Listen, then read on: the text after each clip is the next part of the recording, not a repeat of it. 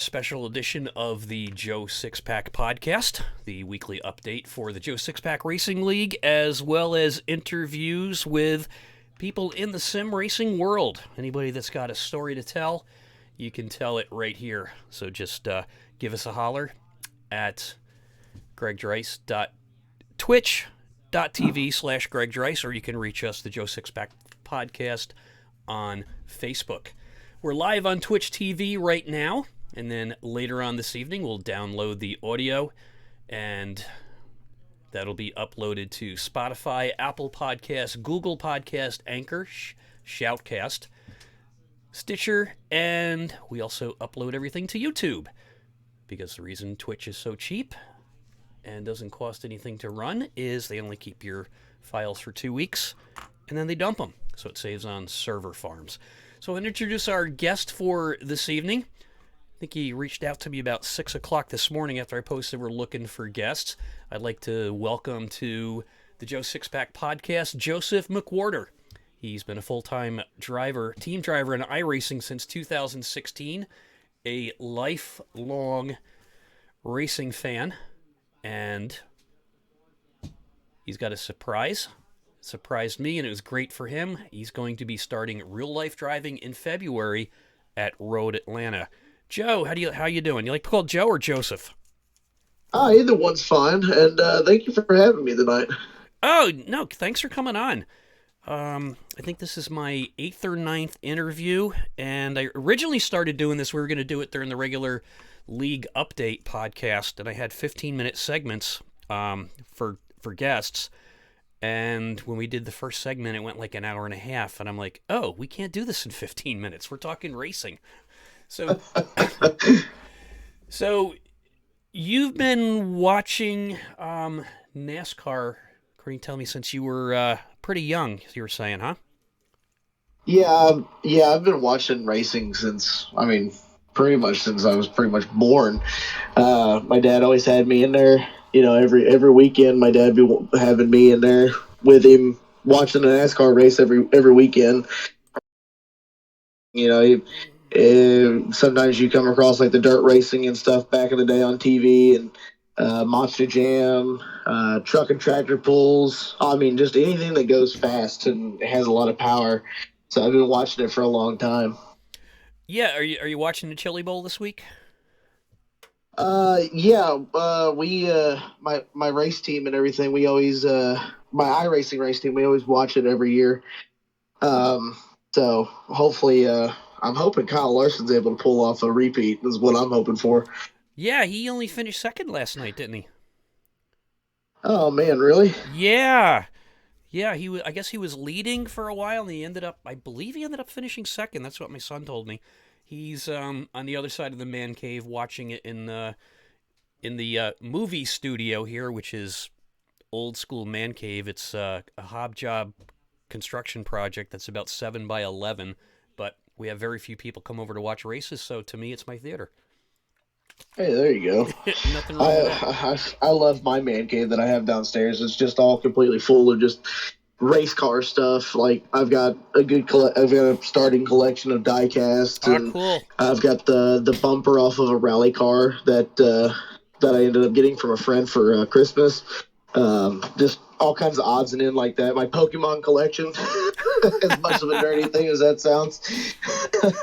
And then, of course, my race sims downstairs in my man cave as well. So, yeah, my man cave is old school. It's not one of these $100,000 renovations you see on HGTV. It's more like the original man cave where you go out in the garage, you set up a TV, get a few chairs, and a refrigerator full of beer. So I've upgraded it a little bit, but I've got my race room, and right over top of the rig, behind the TV, is a windshield from one of the Gander trucks.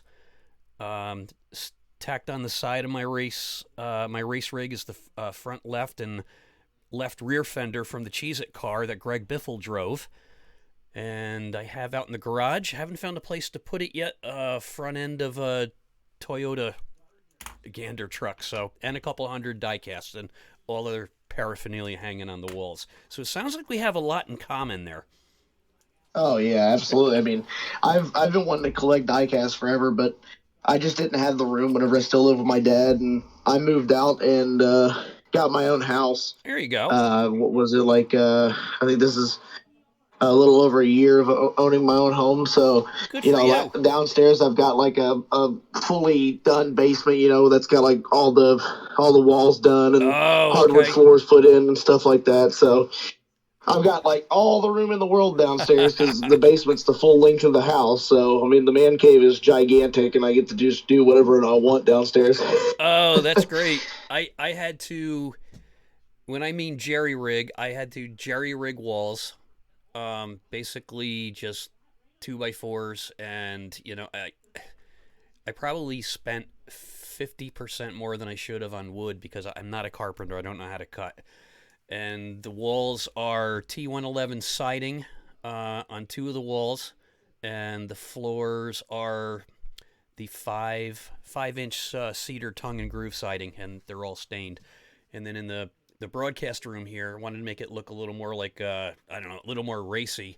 It's the 4x8 sheets of corrugated, the um, natural steel color. So that's what we're Yeah, there you go. yeah. And TV room's a little more comfy. Some plywood on the floor with some cheap outdoor carpeting thrown down, black, some acoustic panels on the wall to make it look cool, and then a 9.1 surround sound. So, but other than that, it didn't cost $100,000 like they would on HGTV. It cost a lot less than that. Yeah, and you know what? You also have that little bit of a story that goes with it, which is cool. And then Yeah, you also got a really nice place to sit and watch the races or whatever or movies or whatever that exactly. you got going on downstairs. Yep. And one part of it, and the entire it's pretty large. I'd say it's probably 16 by 20, but it's into 3 rooms. My office, which is about 9 by 9, which I run my garden design business out of. The race room is 7 by 11, and then the TV room is 7 by 11. So hey, whatever works. So this is a question I ask everybody. When you got old enough to drive, what was your first car? And if you could afford it, what was your dream car when you first started driving? Oh man. So my very first ever vehicle was a '98 Chevy Silverado. It was 2-wheel drive. It was the goofiest looking thing. My dad bought it from a little used car lot that was in Okay. town here in Scott City, Missouri. Whenever I lived down there, um, it had an old Chevy 350 V8 that I think it was the third engine in that truck by Oh my then. gosh. The original owner, when he owned it, he had a camper, a pretty big sized camper, and had a gooseball neck, or had a gooseball hitch put in the back of the truck. So the reason why it looked so goofy was the ass end would sit real high in the air because he put 3/4 ton Oh. leaf springs under the back end of it. So it was just a real goofy looking pickup, Oh little man. extended cab Chevy. Well, you want to hear what my first car was? The car I wanted was, and I was looked at it on a car lot. I had a really decent job in high school, and I made the mistake of taking my father with me to look for cars. The car That's I always wanted, dangerous. yeah, and this goes back in the late 70s. It was actually 1980. It was my senior year in high school, and as soon as I got, or was it earlier than that? No, it was about as soon as I turned 18 in March 1980. Went looking for cars, and what I wanted was a '76 Chevy Nova. I don't even think it was an SS. It was just a 2-door Nova, and it was $2,800. And I drove it, loved the car, and my father says, you should get something with 4 doors. I'm like, are you kidding? A high school kid with a 4-door car? I said, no, that's not going to happen. I said, why a 4-door car? He goes, in case you go on a double date. And I'm like, Dad, I don't even have a girlfriend. Please, I'm a geek. Girls don't like me.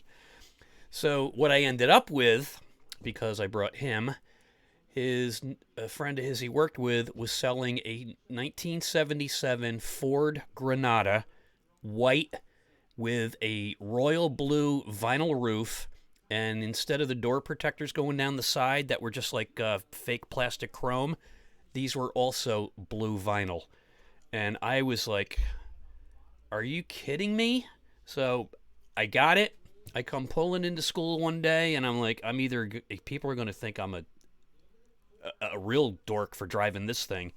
So I remember a friend of mine, he says, "Oh, what's that? Your family's new car?" I go, "No, it's mine." So we ended up putting a nice stereo in it and doing road trips, but it's what I ended up with and not the car I wanted. So what was the car you would have wanted? Oh man, if I really wanted a car at that time, let's see, that would have been. Oh man, when did I turn 16? Because I'm 26 now. Uh, so that would have been a little bit before like my current dream car came out. So probably I was a big fan of like the 1970 Chevelle, like Oh, 70 yes. 71 Chevelle. Yes, yes. Um, Oh my gosh, yes. Beautiful cars. I've always wanted one with like the big block 454, Yep, four on the floor, and I've always wanted it either in black with the white stripes, yep. blue with the white stripes, or black with blue stripes. Oh yeah. And it that was the car that I've always wanted. That's a classic car. That was what my dream car is. I think at about that time, and then when 13 rolled around and the new body style Chevy GT 500 came out, that's been my dream car ever since. Is that thing that I want one so bad. Gotcha. Um, yeah, I missed by 10 years the generation that when they were in high school in the 60s, all you needed was a decent job, even part-time job on the weekends, and you could pretty much buy a newer Camaro, a newer Vet. So I missed that by 10 years because when I wanted the Camaros and Vets, if I wanted that when I was 18, they were getting kind of expensive. And now they're totally out of reach. And Yeah. the same guys that bought them in 1960 are the only ones that can afford them today because they're just getting. So, when did you get into sim racing? Or tell me a little bit about other than watching NASCAR on TV. Once you got into your teen years or like that, what kept your interest in racing? Well, I mean, I've always had an interest in racing. Like, I mean, the very first experience that I ever had behind the wheel of something was my dad and I were in Florida to visit family, and we were at a go kart track, and he went to go pay for another couple laps. And as he went to go pay, I ended up jumping into the driver's seat and ended up stealing the go kart and went and drove it around the racetrack Oh while people no! were trying to stop me. So I always had like that. I always just had it that just drive to drive something. I mean, Right. just anything that I could get my hands on. Like I mean, like go karts, Power Wheels, just anything when I was a kid. Oh, that's cool. And then got into gaming and stuff like that. So like NASCAR Thunder games, I had like the full collection of all those, and then one day, I was just really wanting to race and just didn't have the money. And I ended up finding iRacing on YouTube, and it was a video of Michael Conti doing laps in the Richard Petty Experience stuff after he won his championship. Yep. And that's whenever I learned about iRacing, and then I ended up getting on in like 2016, and I've just been hooked ever since. I mean, it's been an amazing ride so far. I've met some amazing people, Oh, it's cool. and have an amazing team that I'm on now that Yep. I joined shortly after joining, and it's been my vice so far. Mine Just too. holding over the fact that I wanted to race. Yeah. Because racing is not cheap. We got a dirt track right near us. Actually, a couple of them about an hour away. We're also about an hour from Lime Rock Park. My son and I we work over there on their busier weekends, and he wanted to get into actually racing, and he's got a couple friends who really good mechanics, and we were talking, we're looking at it, and then it's like, all right, I got a truck, I got the trailer, and it even to put a little old dirt banger four cylinder on the track, it takes a lot of money. So then we say, hey, let's look at go karts. Yeah, you can spend $10,000 to $12,000 a year just running the go kart circuit and just have not even a fast machine. That's just your basic machine. It's not cheap. Yeah, no, it's really not. And luckily, I mean, like you said at the beginning of at the show, I'm starting my real life stuff, and right now it's only one race that I'm scheduled for. I'm working Yep. on trying to secure 2 more days as of right now. Working with a team that I found. The team owner posted in Champ Car on the Facebook group. He's like, "Hey, I'm looking for drivers." And so I was just like, "Well, I'll just save a message just to see what it costs." Yeah. You never know. You know Yeah. what I mean? So I just sent him a message. The price wasn't that bad, and I could actually afford it. And Oh, um, cool. I was like, "Yeah, I'll do the season opener of Champ Car at Road Atlanta and give it a try." I mean, it's not a winning car right now. I mean, it's Yep. more of like his learning car, something that you get out there and just run laps and bring it back to the next driver, and then change it out to the next guy that goes out there and runs his stint and stuff like that. So, um, but it is really expensive. So Oh, yeah. I've been trying really hard to try and find some sponsorships so I can run some more of the races, and that stuff's hard. Yeah, it's hard enough finding sponsors for iRacing. I can imagine what it's like. I'm not familiar with Champ Car series. What kind of car is it, and what type of racing is it? So it's endurance racing. It's similar to like 24 Hours of Lemons. Ah, Um, okay. it used to be called Chump Car back a few years ago, and then they had like a name change and everything, so now it's Champ Ah, Car. got it. So it's Okay. just like cheap cars that Yep. people have put a cage in and spent money on to get legal for their standards and everything like that. So they have different classes and stuff like that. Ah, So okay. it's just class endurance racing. Yeah. Yeah. 24 Hours of Lemons. My son, he's getting into photography. He's following my footsteps. He's pretty good. He went up to New Hampshire for their 24 Hours of Lemons, and he took a bunch of pictures. And last year, someone had one right on Halloween weekend, and if you're familiar with 24 Hours of Lemons, you know all the crazy stuff. If you get a penalty or whatever, you got to go into pits and do stuff. The one they had for Halloween weekend last year, if you got penalized or called into the pits by the judges, you had to carve a pumpkin before they'd let you back on the track. And then all the judges were dressed in Scottish kilts, and while you were carving your pumpkin, they took out their swords and shook them over your head, yelling, "Shame, shame." so, so, Yeah, the 24 Hours of Lemons guys are pretty crazy. yeah, they are. The Champ Car guys are, a little bit more towards the serious side, but I definitely want to do a 24 Hours of Lemons race. It looks like a lot of fun. Yeah, we looked at it, and again, we were almost going to do it next year, but my son wants to save his money for better photographic equipment because he's working on getting himself hooked up. He's got credentials to do NASCAR weekend at Watkins Glen with, I think, Podium Sports Photography, or the name Podium is in there, and also he's looking to do, I think they're going to give him credentials for New Hampshire and possibly Dover because he wants to do sports car photography. He's passionate with it, and so he's going to do 3 gigs this year. So he's looking forward to that. So you came across this Champs car on Facebook? Yeah, Oh, they cool. have a group page that's just full of like team owners and drivers and stuff called the Champ Car Garage, and I got into it because I bought an old Champ car, and I was Uh gonna huh. redo it, but after kind of figuring out how much it was gonna cost per race and everything like that, I just didn't have the money to own my Gotcha. own car, Yeah. so I ended up recently selling it and ended up getting into the Champ Car Facebook group and was just kind of looking around, just kind of for some advice. And then whenever I found, Mike, the team owner, and Yeah. talked to him, that's whenever I decided, you know what, I'm just going to try and just save up as much money as I can and maybe run a couple of races with him. And right now, like I said, right now the only one that's set in stone is Road Atlanta in February, and then I'm working on trying to secure Daytona and Ozarks, which is a new track up here by where I live in by Lake of the Ozarks. So that's kind of the goal right now. But Cool. it's just a big group of just people that are sharing, all kinds of cool stuff on there. There's all kinds of really interesting car pictures. You get to see some really interesting vehicles. Like the other day, I saw a minivan that had the back end of it cut off, and it was turned into a pickup truck. Yeah, those are crazy And looking.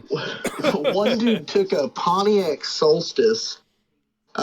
He cut the back of it off, molded a Chevy Colorado bed to it, and then turned it into like a modern day El Camino. Oh my And gosh. it looks really cool. I need to find it again, but that thing looks awesome. He's got it all paint matched and everything. Like No he's actually kidding. spent some time and money on it, and it Wow. actually looks really good, surprisingly. That's insane because the 24 Hours of Lemons, when they chop the cars together, they do a hack job. Because I think the most you can spend on the car, it's under $1,000. Spend whatever you want on the roll cage, but there's a limit on the price you can spend on the car itself. So trying to find $1,000 car that still runs is kind of hard. Yeah, Champ Car is a little bit different. So like they have like this thing. They have like a point system. So like Hmm. if you have like a stock, like for an example, like the Miata, which is what I'm going to be driving. So you start off with a class. So A class is what I'll be in, which is the 1.9 or smaller engine size. That's going to be your A class, and what that is it's so you basically like a stock Miata. You have 500 points. You start at 250 if it's completely bone stock. Like you have your cage and all your safety equipment, but that's no upgrades to suspension or engine or anything like that. So it's just 250 points, and then you're allowed to go up to that 500 Ah, point okay. system. So But then once you go over that 500, I think it's like I'm not sure. I can't remember if it's every like 10 points or every 50 points or whatever it is. You're deducted a lap. So every bit of points that you go over, you're deducted a lap that you have to start down on the field. oh, I see. So Yeah. yeah, it's a little bit different Yeah. than the way that 24 Hours of Lemons does, but I think it's a really interesting system. It is. So they give you the choice of where you put that extra 250 points if you want. Yeah, yeah. Ah, So, okay. I mean, they have like this little inspection sheet that you can do, and basically you go through it, and then you factor in like, if I put brand new shocks all the way, like performance shocks all the way around, that's going to cost me 20 points per shock. And then like if you want to upgrade the engine, like this part has this many points and this part has this many points, Okay. and then you try to get as close to that 500 as you can without going Without over, going over. unless you're okay with like starting a lap or two down. Ah, that's pretty interesting. So that you get to be pretty creative if you want, and it's almost like having a budget. Yeah, it really is. Yeah, it's kind of just like what do you want the car to do? Do you want it to handle better, or do you want it to be more quick, or do you want a little bit of both? I mean, you can sit there and kind of strategize exactly the way that you want the car to drive. Kind of like doing the setups on iRacing, which I know nothing about. I go in there sometimes and I swear if I'm trying to adjust a setup just messing around and I do something with the camber or the toe in on this, my fuel cap pops off. That's how bad I am with that stuff. See, that's why I'm so glad that I have John. He's my iRacing team owner, but he's also my Okay. crew chief. I don't know where I'd be without him because he understands. I mean, he works on a late model team at Okay. Nashville Fairgrounds. Gotcha. So he understands how to do all this kind of stuff. So Yeah. I'm really glad that I have him. And if Yep. it wasn't for him, I don't think I would have had nearly the kind of success that I had in 2021 because his help has been tremendous this last year. He's been phenomenal to have because we I don't know if you know who the Midwest Sim Racing Association is. Yep. They have like some of the big guys in there, like Vincent Arthur, Boyd Hogan, Ralph Hutchison, like all these like teammates to all these big teams. Cool. And I went in there not really expecting anything because I don't really have like the kind of setups that those guys do because they're all on pro teams and stuff like that. Yep. And I ended up having 4 wins this season, 2 in Xfinity Series and then 2 in Cup. No And kidding. I mean, to hold off Boyd Hogan, Richmond was probably on Podium Esports is probably my biggest accomplishment so far in my racing career. It you want to talk about anxiety is having somebody that fast right up your butt for like 60 Yep. laps. It is it It's is nerve-wracking. the only time it's fun to be in first place is when the checkered flag is and you've crossed the line. Other than that, it is the most anxiety causing situation you can be in. Yeah, it definitely was because it was the weekend that we raced at Richmond was actually the anniversary of 9/11. So I had like a special scheme on that Cool. celebrated the fire department, the police department. I Yep. had the twin towers on the hood. I had like the flight numbers and everything that was involved. Wow. So we had like a really special scheme and everything. So I really wanted to win. I had won the night before in the Xfinity Series. Cool. So not only did I get my second win in the Cup Series, I also got the weekend sweep for the first ever time. So that was really cool as well. Oh man, that's great. So the team that you're on, what leagues do you run in? So the team's name's first of all, I gotta give them a shout out. They're Sure, go Driven ahead. Motorsports. And I race in right now. So last year I raced in the ATLRA, which is now the LRRA. I raced in the Midwest Sim Racing Association, and I raced in Sim Racing Unleashed. And then towards the end of last year, I joined WSCRL, which is the league that I'm in right now. The guys that are on my team, they all kind of race different leagues right now. My teammate Mark Whitley, he's in Sim Racing Unleashed and NIASC, I think is what it's called. I can't really remember. Mm-hmm. He's had a phenomenal year as well. And then John races a bunch of short track stuff. I mean, the dude has so many championships. It's not even funny. Wow. So when you got into iRacing, how long was it before you left the open lobbies and went league almost full time? That would probably be about the time whenever I started driving a semi. So I started driving a semi in 2018, I think. I was a mechanic for Ford in Okay. St. James, Missouri. I worked there for a couple of years. Ended up unfortunately losing my job there. Ended up going over the road. So about the time that I went over the road was about the time that I don't really have the time to sit there and do a lot of official racing. So I just went full time in leagues and stuff like that. And how'd you find the team that you're on? Oh man, that's actually a really good question. How did I find the team that I was on? Oh, I know how I did. It was around this time in 2017. They were looking for a driver for the 24 hours, and so I messaged them. Ended up having we did like a little sit down talk, and everything like that. Told them I was like, I don't have a lot of experience, but like I'm decently competitive and I learn really quickly. Like that's one thing that everybody always compliments is how quickly like I can get into a car with absolutely no practice, and within 5 laps I'm running competitive like lap times. I ended up running the 24 hours with them. We ended up finishing third. So that's how I found them, was just a random post on a Facebook page. Isn't that amazing? Social media for racing. It's out there. Oh, what was my next question going to be? Oh, so I was going to ask you, being that you've never driven on the road before, and you're just like a race fan like everybody else, how did you get so good so quick to get on these big teams? I mean, really, I don't know. I mean, like I said, I just have a really good knack for like getting into a car that, I mean, for an example, whenever the Ferrari, I bought the Ferrari 488 Evo, whenever it was at Watkins Glen. Never raced a car before in my life.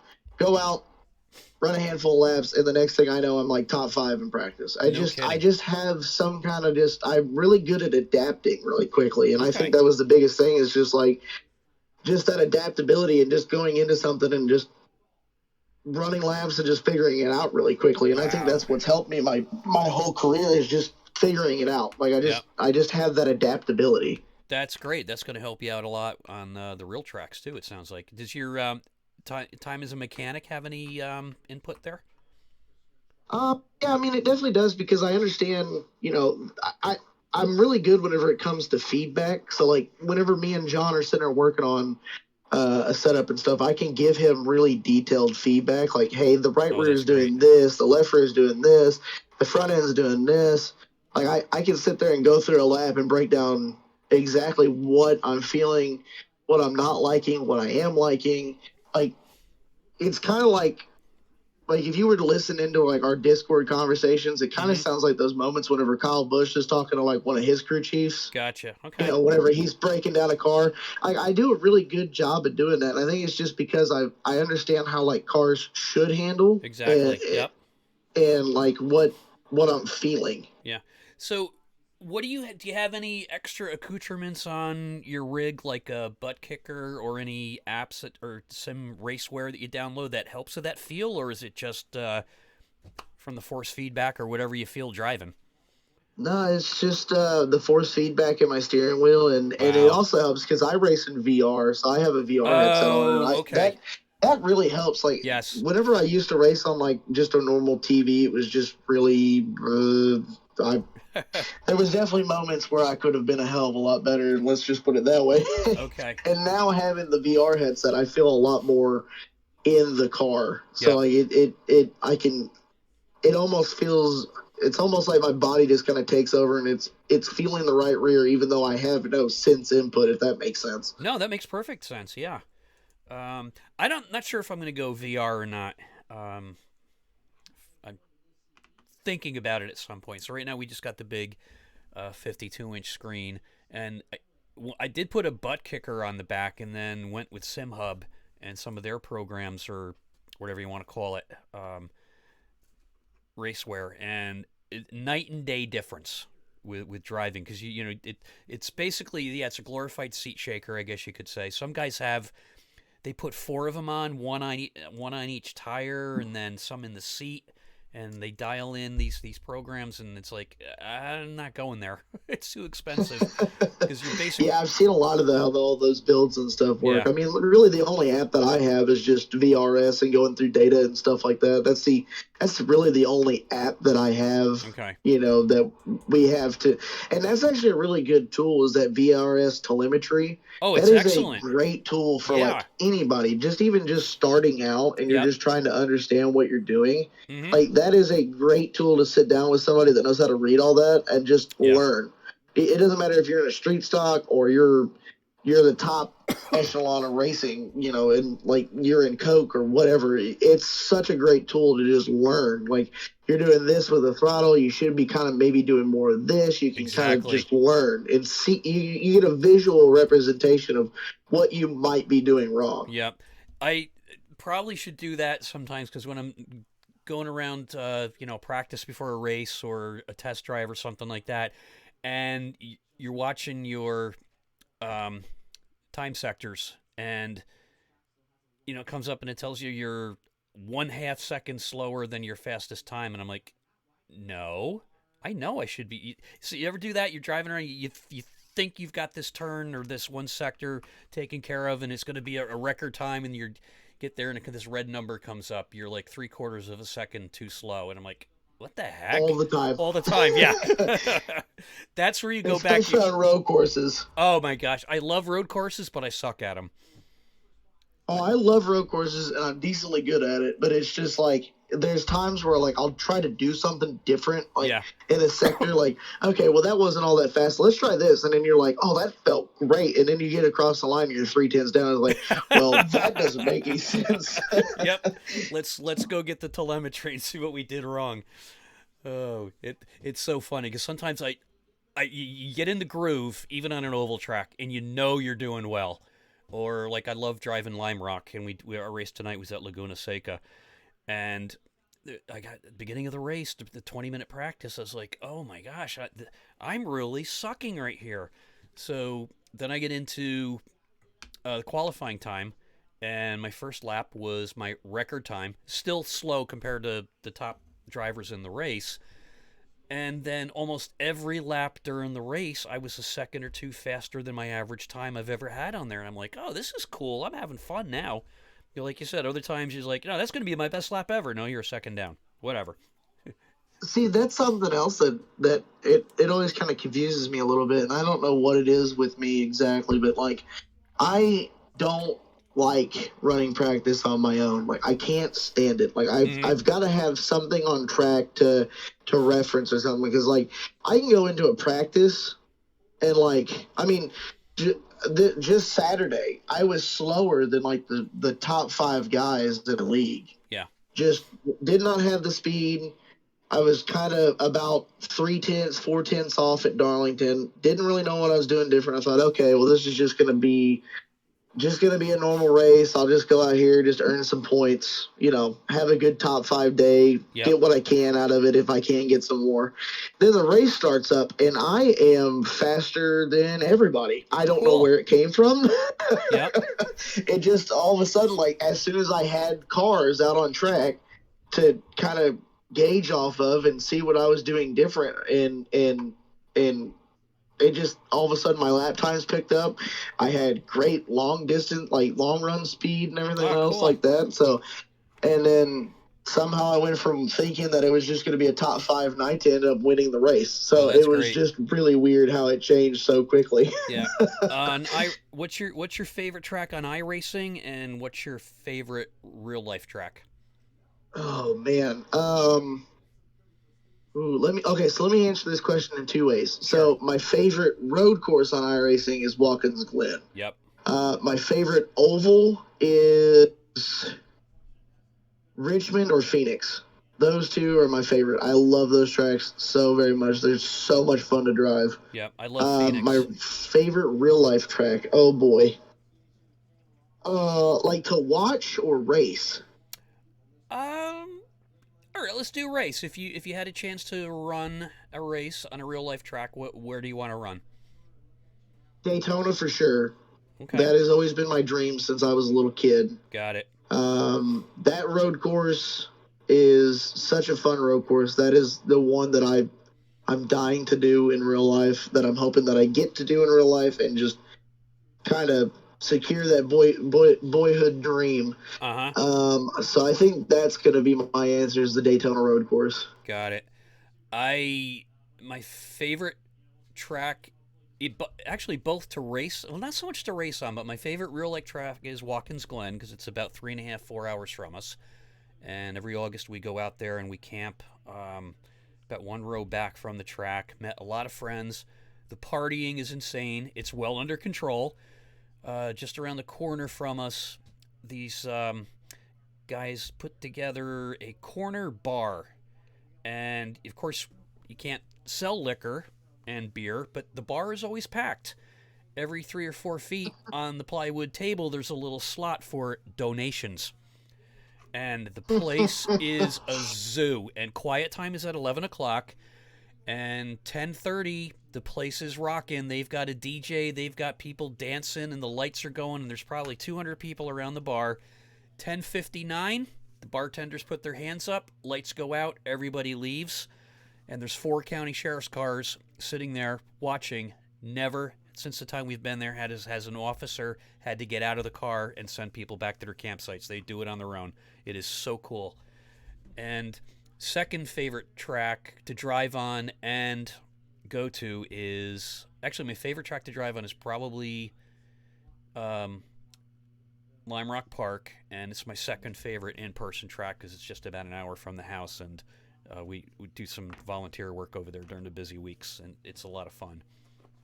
Lime Rock looks like a fun track. I've got some experience on iRacing on that track. I would like to race there one day just to see how it is in real life. Like it's a very interesting technical track. Yes, yeah, it's all technical, and that's the only real track I've ever driven on. I've driven my truck on there a couple times because we're in with a group called the Right Handers, and we handle like all the hospitality tent, customer information. We're the guys driving the golf carts back and forth, making sure the team owners get to their right place, and the drivers after the race they get to the podium, and we hand out prizes on pit road after the races and stuff like that when it's like the antique car weekend, and it's just so much fun. And I got to tell you, even though we were only doing 70 miles an hour coming down the main stretch on Lime Rock, it's a narrow track, and to me that's fast enough doing 70, 75 on that track. But these guys on IMSA weekend, I don't know what they're doing, 120, 130 coming down the stretch. It's a fast track. In big cars too. I mean, those things are not skinny at all, and be like 2-3 wide. Oh yeah, easily. So and what's nice about Lime Rock is the paddock is open. You can walk right by the garages and the tents where they're working, and these cars they're freaking incredible. I mean, my favorites, the Corvettes, and then I don't know if they race Ferraris there or not, but anyway, the Porsches, and they're just absolutely beautiful cars. All the big Mercedes, they're just so much fun to watch when they're working on them, and everybody is so friendly, and it's just a fun place to be. Yeah, I can't wait to eventually get to experience that myself. You know, I've always wanted to go watch an IMSA race, so hopefully this year I get the chance to go watch one at some point in time. Yeah, we went up to the 6 hours of the Glen last year too. That was a long day. And my son was like, "We love road trips," but usually at the end of the first half of the road trip, I like to find a hotel or a place to sleep. So it's 3.5, 4 hours from here. We went up there for the 6 hours of the Glen and came back in the same day. So it's like a 500-mile round trip, and that was crazy. It was what a day. Because they had the prototypes there. They don't race them at Lime Rock because the track is too small. I always thought they were the funniest looking cars, but when you see them drive and in person, they're amazing. Oh yeah, they're incredible. I love driving prototypes on iRacing, so I can only imagine what they're like in real life. Yeah, they're pretty cool cars. I did get a chance to go on the Watkins Glen track. We had already purchased our tickets, and then WeatherTech had a contest on Facebook to enter, and we ended up getting into the WeatherTech hospitality tent, free food, free booze all day long, and I won a trip in the Toyota Supra going around in the pace car on the whole track. And it was so funny. We take off on just off the pit road, right on the track, just because you come around that final turn, and this is no helmets, no roll cage, nothing. This is just the street version, maybe souped up a little bit of the new Supra. So we go down into the first turn. The driver, he's narrating the whole time, and I've got my phone taking a video of it, and I'm just laughing my head off because it's so fast. And we go through the S's, and then we're on the stretch coming down towards the bus stop. And he's like, "Okay, right now we're heading towards the bus stop. We're doing 148 miles an hour. We're in the bus stop now. We're doing 80." The G-force slowing down was unbelievable. Oh, it was so much fun. I can only imagine. That sounds like an absolute blast. Oh, it was. It was insane because they did the whole boot too, where they do when IndyCar is there. They didn't. It wasn't just the. Oh, it was the NASCAR version. Yeah, it was the IMSA, and then going through the boot at 110 in the final turn. It was just like, oh man. So, and then a couple weeks later, actually it was the following week when we're over at Lime Rock, I see my Supra there, and I look at the guy and I said, "Hey, remember me?" He goes, "Weren't you at Watkins Glen?" I go, "Yeah, you better take care of my car." And he just started laughing. It was a hoot. It was so much fun. Oh, I like that. That's awesome. Yeah, It's just something about taking a pure, like just a bone stock car and just go flinging it around a road course that just is so satisfying. Man. The guy was like, he was so good in the turns and everything. It was so funny. We're at 147. Now we're doing 80. and he kept talking the whole time. He's narrating where we're going and what we're doing and how fast we're going and, downshifting to this. We're going to do this. Oh, it was a blast. It was the best 2 minutes. They say the Kentucky Derby's the best 2 minutes in sports. No, what I did was the best 2 minutes in sports that day. I can agree with that 100%. So, over the road trucking, long haul, short haul. What do you do there? So I'm more regional and everything. So normally I leave out and normally I'm back like the next day. So I'll go out. I'll go out and like Like for an example, like I went down to just outside of Atlanta Okay. Monday. Went down there, took a 10-hour break, unloaded, reloaded, and then came all the way back to here. So that's normally how my week is. So like just every other day, I'm here at the yard here in St. Louis. So Ah, okay. it's unfortunately I'm doing this job right now. Yeah. I mean, don't get me wrong, it's given me a great life and everything. Yeah. Bought a beautiful house and have a nice vehicle and everything, but it's just not what I want to do. It to do it for a long time, regional or especially long haul, you got to be a special breed. Yeah, and luckily I've had a really good teacher. My dad. He's been driving since he was probably 16 years old, I Okay. think. Yeah. And he taught me pretty much everything that I know about doing this job, and luckily I've had a really good, safe career so far. I'm going on 4 years in April. I haven't had any accidents, haven't damaged a vehicle, haven't damaged a trailer. Unfortunately, caught a deer like a couple weeks ago, which was a little bit Oh. unfortunate after Yep. just fixing the front end of this truck because Oh no. the lady that was in this one before me had hit a deer. The front end got redone, and then just a few months later, I ended up catching a deer, and I hit him straight in the face with my left Oh. front fender, sent him spinning like a top across the road, and I'm like, oh boy, that's really unfortunate. At least I didn't catch him directly in the center of the grill like she did, so Yeah. not too bad, but it cracked my fender. But yeah, I've Ah. had a really good, safe career, and I don't have to worry about going like coast to coast and everything. Yeah. I have been coast to coast. I've been all the way out to New Jersey. I've been all the way out to California. I've Ah. been Okay. I've been all over the place, and that is the good thing is I always said that I wanted to travel and get to see the United States, and I've Yep. definitely done that. Yep. So have I. And before I retired 5 years ago, I was a lawn and garden buyer for um, very large garden center farm market independent company down about 2 hours north of New York City. Family owned. We had 4 stores, and just it, I got to go to 39 states um, on the job, and it was so cool. And it was so funny because in lawn and garden business, you very rarely wear a suit and tie. It's usually like business casual, and when you're in the store, it's jeans and t-shirt because you're hauling fertilizer and plants. You're going to get dirty. So I'm a business casual at an airport, and I for the longest time I didn't mind the layovers in airports because I found the airport bar and it's so cool to people watch. And I always watch where the guys in the suits are going. So I'm sitting there at the bar and everybody's in suits and ties, and the women in their business clothes. We start talking about everybody. All right, what do you do? What do you do? Oh, I'm an engineer for this. I'm a pharmacist for that. I do this. I do that. And look at me and I says, I sell grass seed and flower pots. And they said, what? I go, no, I I'm in the lawn and garden business, and basically grass seed and flower pots tells you what I do. And they're like, and it's so funny because these guys they're all stressed out in their suits and ties and looking sharp in their briefcases. And here it is, I'm in, slacks and sneakers and a nice shirt. And yeah, I sell grass seed and flower pots. Yeah, I It was definitely funny. understand how that is because it's Yep. like I had a weird moment one day where there's these two. I was actually dressed up nice because Mm-hmm. I had some kind of thing that I had to go to, and I'm dressed up nice and I'm sitting there and there's these two business guys sitting there talking to one another, and then they look over at me and they're like, "What do you do?" And I'm like, "Oh, I'm just a truck driver." And they're Yep. like stressing out about something that's going on at work, and Oh yeah. and then they just look at me and I'm just like, "Nah, I drive truck." Yep.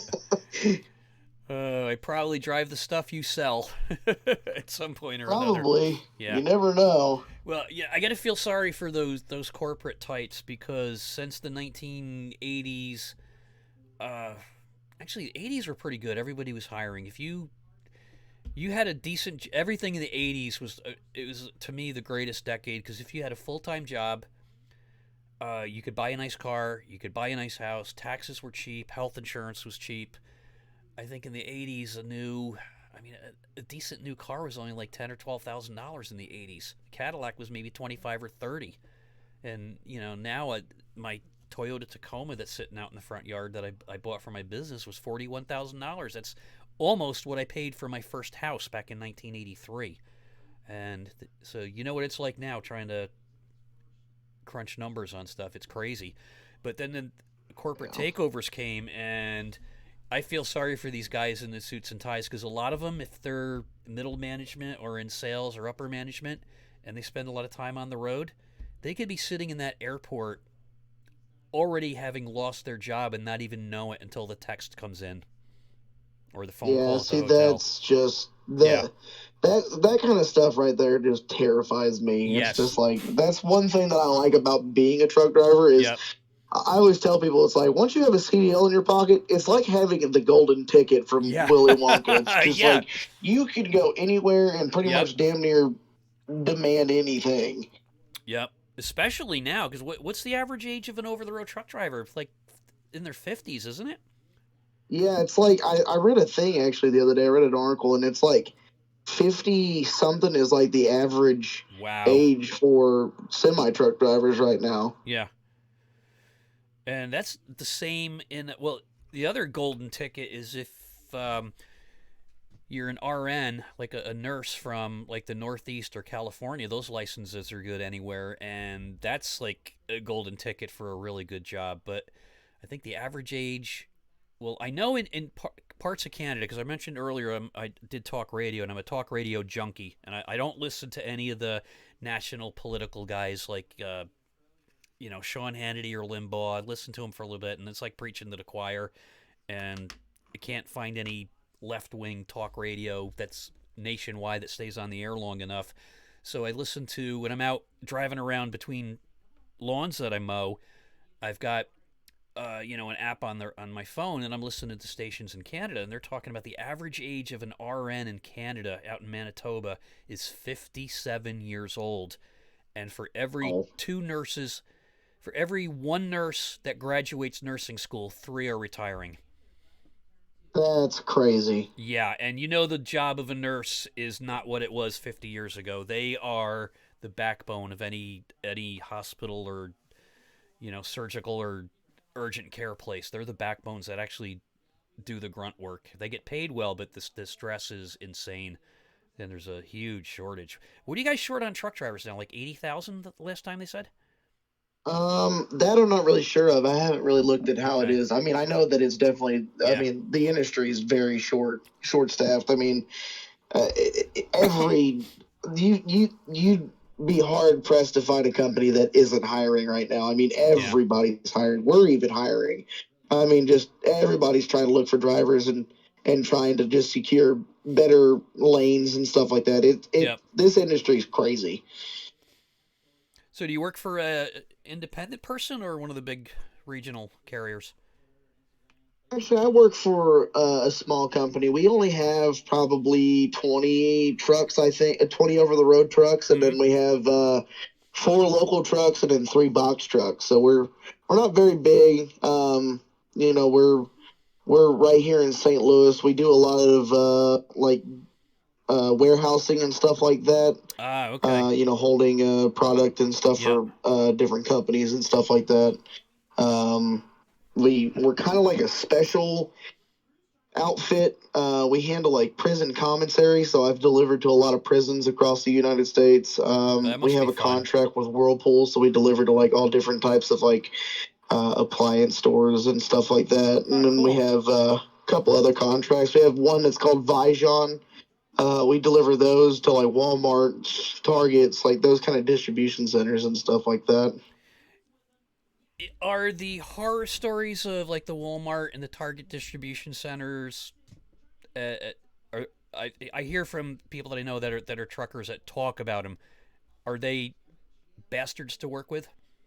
They definitely can be. Mm-hmm. Walmart's not too bad. Normally, they're all pretty much almost the same. You go in there, and it's about anywhere from a 3 to 5 hour wait most of the time. Mm-hmm. Um, Targets are the by far the worst. I cannot stand doing targets because 9 times out of 10 you're sitting there for almost a full 10-hour break. I mean, it's just Oh man. absurd, and you're only allowed to go in like 30 minutes before your appointment. So it's Oh just man. I don't like doing targets. There's a few that I've been to that are actually pretty decent that you can get in and out pretty quick within 2 hours. But there's a lot of them that they definitely take their very sweet time. But it's not as bad. like the distribution for like dry van, like what I haul, isn't too bad. The distribution centers for like refrigerated goods is where it can be a nightmare. Yeah, I can Where imagine. you're there for 10, 15, 20 something hours. Why so long? Um, I don't know. Yeah. It's there's always a different story every place you go to. Like, oh, we had to process and take samples, or we were just, we're backed up and we're trying to get everything all sorted. And Oh I man. mean, every place that you go to is different. It really just depends. What's your opinion on the container ships being backed up in California? Uh, well, I mean, personally, I think it's dumb and it shouldn't be happening right now. But our government likes a little bit of control, and they've definitely taken advantage of that and won't let it go. Even though, in my Oh. opinion, a lot of this coronavirus stuff is pretty much just over. I mean, Yeah. I had corona um, in 2020 during Christmas, so I to me it was just it felt like having the flu basically. I mean, Yeah. it was I was just more tired than any other time that I've had the flu. Yeah. So it just there's no reason for this. I mean, in my opinion, it should Yeah. just be back open at this point. I mean, we have Pretty much. vaccines Yep. and all types of way to protect yourself. Like it should have never have gotten this bad in the first place. No, I can't argue with that. Yeah, the other ones that like control the longshoremen out there too. They're a tough union to work with, from what I understand. Because Yeah, I've never been out to like to the ports out there in California, but I have been to the ports in Florida and Mhm. Texas. So those normally ain't too bad to work with, but the ones that I've heard about California, I've heard horror stories that Yep. it's almost like pulling teeth out of a toddler. Yeah, I've got a friend of mine's along and went to high school with me, a long haul trucker. He lives in Florida, and he was talking. What does he do for?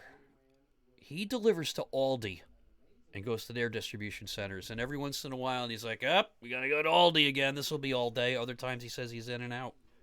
So Yeah, interesting. I've delivered to Aldi a handful of times, and Mm-hmm.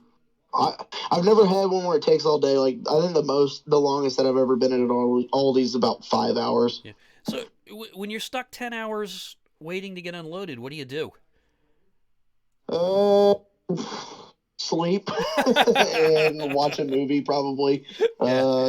You anytime you don't have anything to do, you're normally napping. Yeah. Um, I mean, I don't really have like a game set up or anything here in my truck. I wish I did, but Yeah. normally it's just me watching TV shows and just laying in the bunk and sleeping, or that's pretty much it. Really, there's not a whole lot you really can do. You just gotta sit there and just wait. Yeah. Oh, yeah. Otherwise, you go stir crazy. Oh, you definitely can. That is for sure. Oh, cool. Well, guess what? We've been talking for an hour.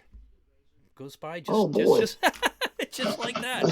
that definitely flew by. I can't believe Sure did. that. It's so. Oh man, It, yeah. I mean, it's been a really good conversation so far, oh, and we thanks. haven't even gotten into everything yet. Oh man, it's so funny because when I start I'm always watching the clock just to make sure everything's going all right. And sometimes I'm through like 2/3 of my questions, and I look at my clock here, and it's like, oh, we started at 8, and it's only 20 after. And then we start going on and on and on. Next thing you know, it's 9:30. Hey, where'd all that time go? Yeah, which is nice. I mean, it helps my time fly by. I can tell you that. Oh, that's right. You're in your truck now. Yeah. I'm just sitting Oh, here in my bunk, just laying in bed. cool. Oh, so what else do I have here? You got your PlayStation. We talked about that. Uh, yeah, I think just about covered everything on my list. Um, what else going on there? So, if somebody wants to follow you in your champ car career, there, how would they see what you're doing or where you're going? Follow me at JTM Motorsports on Facebook. That's the easiest place. You can also find me at Joseph Mcwhorter 5 on Instagram, and then you can find me. Oh boy, what is my Twitter? Hang on, I have to look at that. Joseph Mcwhorter 04 on Twitter. Those are going to be the best places to kind of figure out what all's going on and stuff like that. Cool. So you're going to be So posting. really looking forward to that. Yeah, you're going to be posting your career there and on Twitter and such. Yeah, I mean, I make updates and everything on there for Ah, even my cool. iRacing stuff Oh, there because you I mean go. I do have sponsors and stuff now. I've got Red Camel Racing that sponsors my iRacing stuff. They supplied my fire suit and shoes and helmet and all that fun Oh, stuff. And wow. then I've also got Reaper Speed Labs. When I was racing in Midwest Sim Racing Association, and after I kind of held off Boyd Hogan for that win, he ended up offering me the opportunity to be a development driver with them, which is, I mean, a huge opportunity, and it's been Wow. amazing to work with those guys. I mean, Reaper, if you want good competitive setups for, a pretty decent price, I mean, I think Reaper is probably the best thing to go to. I mean, I used to run the VRS stuff, but I mean, there's just no point in even running the VRS stuff because it's not even close to the way Reaper setups Yeah. perform, in my opinion. Yeah, well, VRS is going to give you something a little better than iRacing does, but those guys aren't going to give up on VRS. The drivers that are teaching the classes, they're not going to give up their secrets. No, and Reaper, I mean, it may not be the exact thing that they run in Coke, but it's pretty close. I mean, Mm-hmm. the way Boyd explained it to me was that, that's probably as close to a Coke setup as you can get. You could run probably you could take their setups for their oval stuff and probably run top 20, Wow. maybe top 15 with just with those setups that you can buy from them. So you're definitely getting a pretty good buy whenever you work with them. Yeah, that's pretty cool. So those are the big guns, the people that are actually making money racing and iRacing, huh? Oh yeah, yeah. They're part of Legacy Esports, like Ray Alfala. Oh crap, I can't even remember all the people that are over there on that team at this point. There's so many people that are always over there. I mean, it's all kinds of people. Like, uh, I mean, they've got so many people over there. It's crazy. I mean, Wow. Channing Ballou, Boyd Hogan, Ray Alfala, just so on and so forth. Just a whole bunch of people over there that are all running in the pro series and Coke and stuff like that. Well, that's good because you see all these other guys doing their war games in stadiums, making hundreds of thousands of dollars. It's about time that guys that race that are really good, top of the crew, are getting some money. I remember first time I was watching iRacing on TV for, I guess it was the Coke Series or one of the NASCAR series. It was during COVID when they were broadcasting iRacing instead of the real races, Mm-hmm. and there was this. It was so. It was hilarious. Of course, all the drivers have cameras set up in their race rooms or whatever, and the kid that won was 17 years old, racing in his bedroom. He had the camera there, and you look in the back, and there's his bed and his pillow and his dog up on the bed. And then he flipping won $40,000. And he just like broke down in tears. He was so happy, and his parents all come in, the dog jumping up and down. It's like, how American is that, you know? Yeah, it's that was the season Zach Novak won the championship. Ah, okay. I'm pretty sure that was who it was. Okay. Yeah, Zach Novak was the one. He drove the 6 car and had that really good fight against. Oh crap! It was at Homestead. They were like side by side coming through the last corner. I Yep. mean, it was quite a race for that last handful of laps on that restart. Yeah. And I then mean, he, like you said, you can see his bed and everything behind him, and it then was so as soon as funny. he crosses the start finish line, here comes his parents and everything, and it's just like, wow, that's amazing. Oh, no cool down lap. This is instant winner's circle, and it was so much fun. And then the next year I was watching it, or what, a championship later on at some point, and they had a split screen, and it was like a 20-year-old kid and like an 18-year-old kid, and the 20-year-old kid's like he's in the lead, and this time grand prize for the winner was like $110,000, and Yeah. he's got a couple laps to go, and the 18-year-old is like second or third place, gets a good run, comes up to him, and he did the bump and run, or the dump and run, you might want to say, and ended up winning because the 20-year-old kid was like a quarter lap or whatever from less than a quarter lap from winning, and he gets bumped and runned and shoved outside, and then the other guy won, and you see he's smiling because he's ready to win. And all of a sudden, boom, he gets bumped in the rear and shoved out of the way. Like, well, that's racing. Yeah, you can't get complacent in a moment like that. You got to keep digging. Yeah.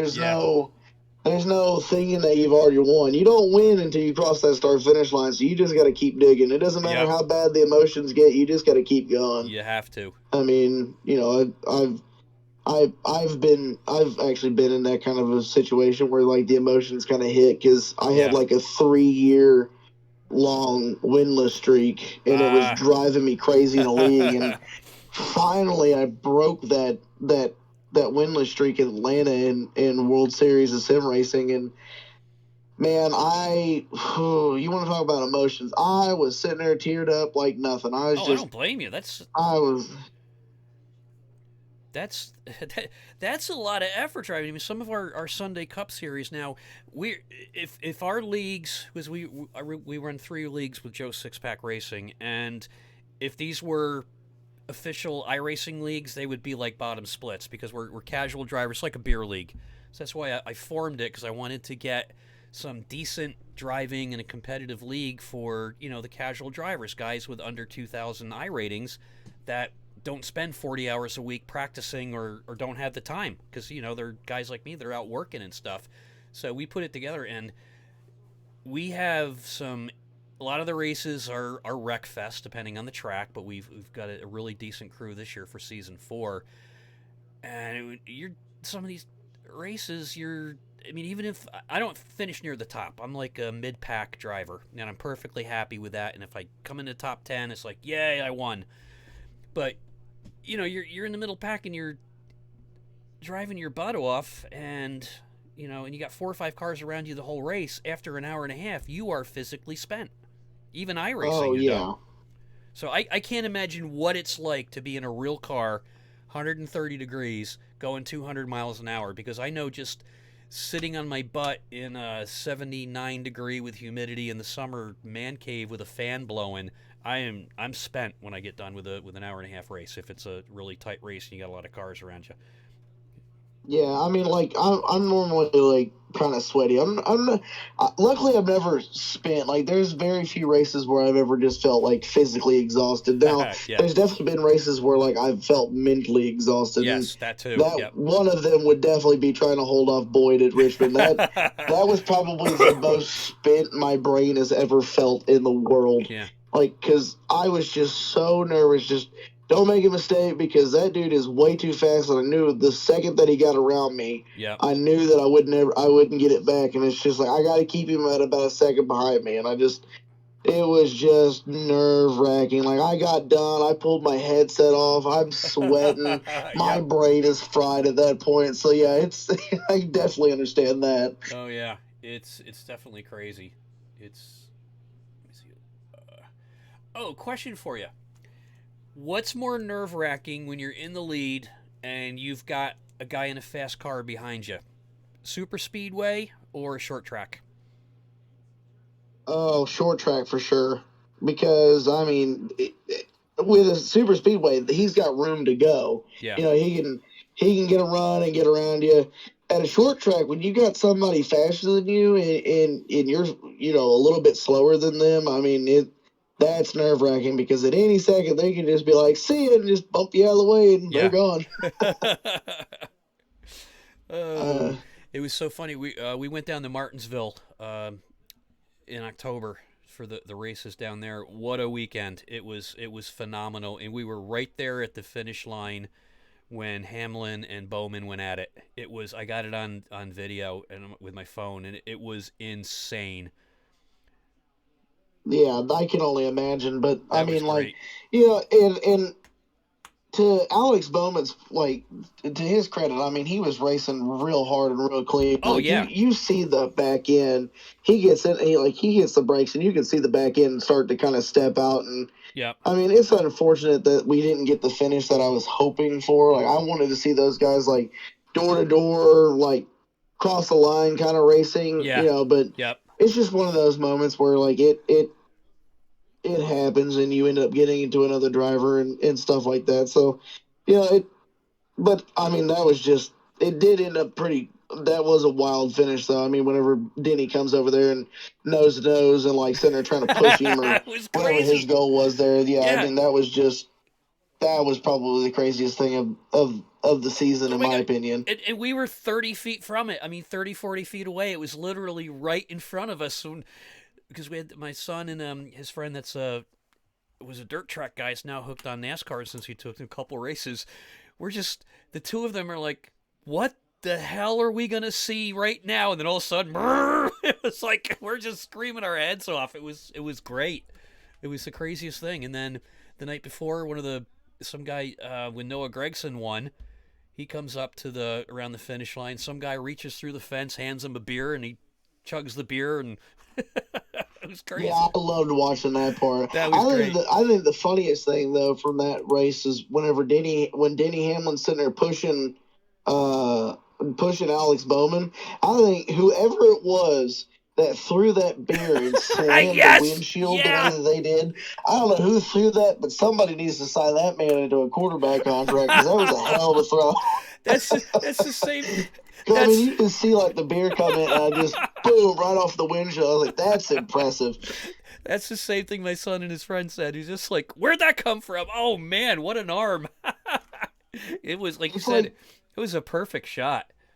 yeah, it was like it reminded me of Talladega back in, oh man, what year was that when they gave the win to Jeff Gordon? It was in that Pepsi car. Like they had a restart, and even though Junior was leading, they somehow gave it to Jeff Gordon, Uh, kind of deal. And like people were sitting there throwing like beer bottles and beer cans and stuff all over the racetrack while he was sitting there on the front stretch. It was yeah, crazy. It reminded me of the same thing like that. yeah. That was glad you mentioned that because that was some shot. When you said whoever, I'm like, it's the beer can. I knew that was coming. It just a crack, right? And I heard it. It was like thud. It was the perfect sound right in the middle of the windshield. It was great. Yeah, Uh. the top camera on top of the car was just perfect. Like it hit. I mean, it was just such a solid thud. Yeah. Well, think about it. You've got a. I don't know where it came from. It came from pretty far back in the stands. You know, we're on the lower level, of course. It wasn't upper deck or whatever. But the trajectory, you've got to throw it a really high arch to get over the catch fence, and then it's got to come down, and it was like perfect. Oh. Yeah, some football team needs to find that guy and sign him Yeah. to a quarterback contract for sure. Oh, that was great. I Oh. mean, that is a very impressive throw. Yeah, it was. Well, Joe, hey, I want to say thanks for coming on tonight. It's been a great conversation. Um, let us know how you're doing, and then once you get done with Champ Car, there, give me a holler back, and we'll bring you back on so you can talk about your how what you did down there. Take a lot of pictures and send them to me, and then we'll put them up on the podcast here, and we'll have another conversation sometime in February. Yeah, absolutely. Cool. Hopefully next time we can kind of get into some more of the maybe touch on some of the personal kind of stuff. Yeah. Okay. A little bit of the other stuff that we were that I talked about earlier today with you on the Facebook. So, Gotcha. Okay. I'm definitely going to take lots of pictures. You can bet on that. Good. There's going to be plenty and some video too, of Good. course. Good. So yeah, if you wanna, I'll tag you or follow you on Twitter. I'm on Twitter, Greg Drais, GregDraiss. Instagram is Joe Sixpack Racing League. So I don't know if you're on Instagram, but I'll definitely follow you on Twitter. And let us know how you do. And when you get back and you got some time, give me a holler, and we'll get you back on the show sometime in February. And hopefully by that time I've got a sponsor. I mean, the cool Oh, there thing you about go. this is just, I can add this to my resume and hopefully make it just a little bit more enticing for somebody to come on and maybe try and secure these other 5 races this season. So Good. hopefully that's the case. We'll see, but that's what I'm hoping for. Good. Well, hey, good luck with that, and yeah, we'll talk about that other stuff. You've certainly come a long way with that, and congratulations for sticking it out. I mean, we all have our battles and stuff like that. It just seems like somebody gave you some of theirs and dumped a lot on you there. So congratulations, and proud of you for sticking through with it. Hey, I appreciate that. I've definitely come a long way. I mean, it's been a long road to hoe, and hopefully, whenever I come back on, we can talk about all that kind of Okay. stuff. Because I mean, it is, I feel like it's a story that somebody out there is probably also Yeah. struggling with, and can definitely Oh, cool. learn from and persevere with. You know what I mean? Yeah. All right, we'll definitely do that. So we look forward to hearing from you, and good luck on the champ car, and hopefully you'll get the other 5 races. Good luck. Hey, take care and have yourself a good night. Hey, you too. I appreciate it. Thanks for All right, having me. bye bye. Drive safe. Joseph Mcwhorter, full-time team driver in iRacing with the big boys. That's what I found out tonight. I didn't know he was running with the big wigs there, and just jumped in the car, a couple laps, and he figured it out. Well, good for him. And he's one of those truckers out there bringing us all our stuff, so be good to the truckers out there on the road, you four-wheelers. You could stop on a dime. They can't stop on a dime. So respect the truckers out there. They're bringing us all our stuff, and they're working really hard to do it. And Joseph Mcwhorter is going to start real-life driving in February at Road Atlanta in the Champ Car Series. And he's going to keep us updated as to what's going on. He's going to come back on and talk about some more stuff in his pre-racing life. He's got quite a story to tell. That's Joseph Mcwhorter. And going to be driving in the Champ Car Series, which is a fancier version of 24 Hours of Lemons, which we have up here in the north. Sounds like a great time, and wish him the best of luck. It's been the Joe Sixpack Podcast, brought to you by our own crypto coin, Joe Sixpack Racing, and it's called Lug Coin, after the lug nuts disappeared on NASCAR from 5 down to 1. And it's just a way for our drivers to not pay fees, but actually invest into the league. And I call it like our Joe Sixpack charter system. We don't have any league fees in Joe Sixpack Racing. Lugcoin is 100% voluntary, and it's not a real crypto coin. It's like a tracking coin, and it's only for Joe Sixpack Racing members. And a lot of people have been asking about it because it's our league sponsor funny sponsor on the races with our broadcasters. And basically, I just picked 3 different crypto coins, a large cap, a mid cap, and a small cap.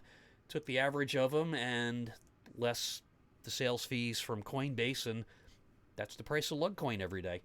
So, kind of makes people ask a lot of questions and say, hey, you guys got your own crypto coin? Yeah, we do. Kind of. If you're interested in seeing what we got for sale and what our logos look like, you can stop by the Joe Sixpack Racing merch shop at cafepress.com/Joe Sixpack Racing League. And you didn't need it today, but a couple days ago you could have used that Arctic Fleece blanket that's right there and the Joe Sixpack hoodie. We've added Joe Sixpack podcast merchandise, cups and shirts and tees and ladies' pajamas if you wear such a thing. And we also have them with our 3 league series, the Cup Series, Truck Series, and our Formula V Series. Coming up next week on the Joe Sixpack Podcast on Monday, we're going to have Rob Lowell. He's a Joe Sixpack driver. And headed down to Florida next month to do some racing with his racing team. He'll be talking about his history in racing and how he got in iRacing.